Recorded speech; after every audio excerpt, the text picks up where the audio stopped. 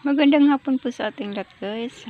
Nandito ako ngayon nagpapahinga sa duyan, guys. Kauban na nga iring. Ito pa, guys. Ito usa ka iring. Si puti.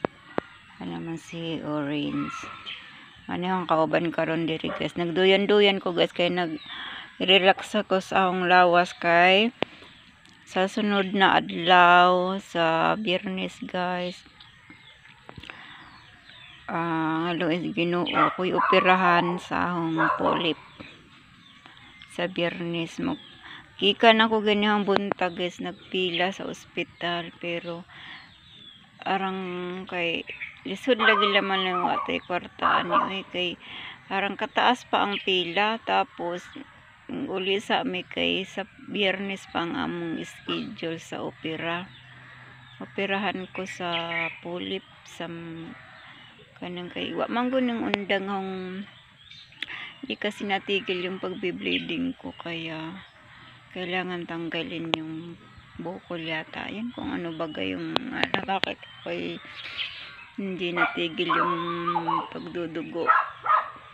Kaya nire-relax ko muna sarili ko, guys. Nandito ako sa duyan.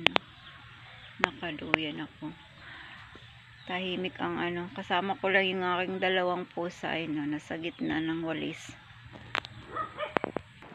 Tanging hiling ko, guys, sa buong may kapal sa Panginoon, sana malampasan ko lahat ng mga pagsubok na dumating sa buhay ko. Nung last year lang ako, guys, na opera, tapos operahan na naman ako ulit ngayon, kaya sabi ko sana malampasan ko lahat ito mga pagsubok na dumating sa buhay ko. Alam ko naman na ibibigay ni Lord na hindi ko kaya. Yan po yung aming paligid, guys.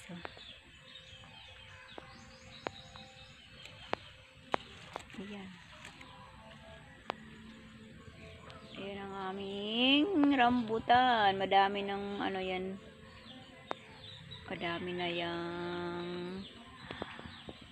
na yung bunga, guys, yung aming rambutan. Tsaka tuwang-tuwa din sa aking tinanim na rambutan din na dibading siya, guys. Madami na rin siyang bunga.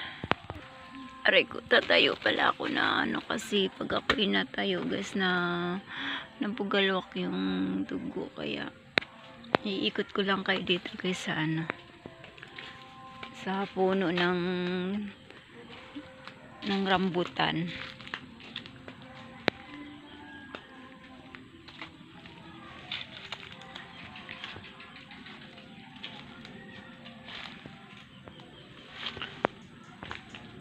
Aring puno na guys, maliit pa pero madami siyang bunga. Nasa tuktok lang.